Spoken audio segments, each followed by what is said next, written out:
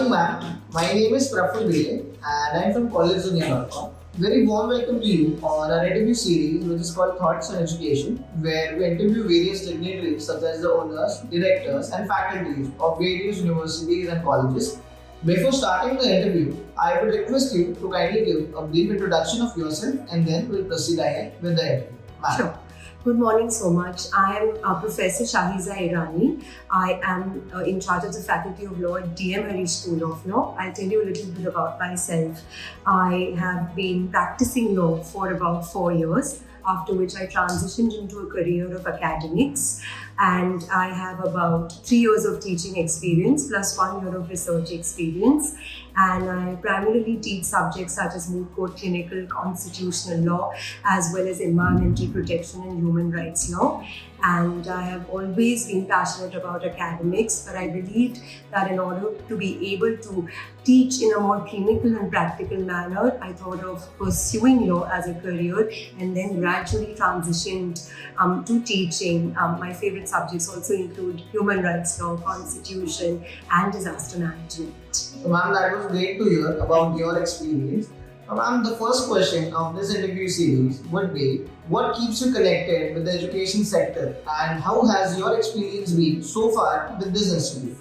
I'll be able to answer this question in a peculiar way because I come from industry and then I have entered the field of academics. I have always been passionate about reading and research, and I believe especially in the field of law, while what we teach is a lot of theory and a lot of the legal language that is used in text, statutes, rules, regulations, etc. So with practice, I'm able to bring about an interdisciplinary approach in my teaching pedagogy in classrooms, be it through debates, be it through moot courts or case studies and discussions. And I believe that is very important in a law classroom because it allows the student to develop a critical thinking so that they don't simply look at the plain text of the law, but they are able to bring about the realities and overcome the questions that are put forward in these classrooms, debates, etc. Ma'am, being the HOD of DM Harish School of Law, what are your roles and responsibilities towards the students? So as a faculty in charge, what I try to do is we have played an important role as far as creating a student council is concerned, which helps to facilitate the discussions and the gaps that are there between the students and the management.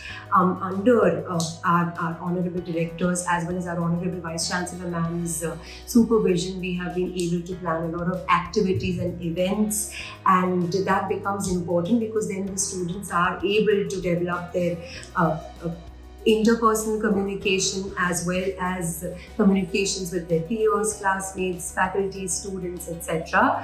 And we also emphasize a lot on extracurricular activities, which is why we have had a lot of debate competitions planned. We focus heavily on moot court activities, which is when we have simulations organized so that our students know the kind of language that is used in the courtroom, the drafts that can be prepared, and we try our best to also encourage them to participate in external competitions, advocacy competitions, and hence I believe that we emphasize not just on classroom teaching and learning but also on developing the overall personality of a student of law.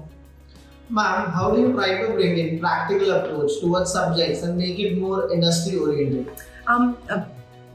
What we try to do in our classroom teaching is that we introduce a lot of activities which will facilitate our students to prepare for the legal career. So for instance, if we are teaching a particular statute, we try to bring in motions as if they are debating it in a parliament, or what we try to do is we try to put it across as a moot problem or a criminal advocacy problem, for instance, if we are teaching law of crimes, so that our students become more comfortable with the language of the law, and they are also able to improve their writing when it comes to the legal petitions, drafts, etc. that they have to do. Apart from that, for instance, we also make sure that our students are able to take up visits to the consumer forum, for instance, when we are teaching Consumer Protection Act, or when we are teaching CRPC or IPC, we try to take them to the police station, which we have done, so that they get familiar with the practical side of the law. And we also emphasize on a lot of industry experts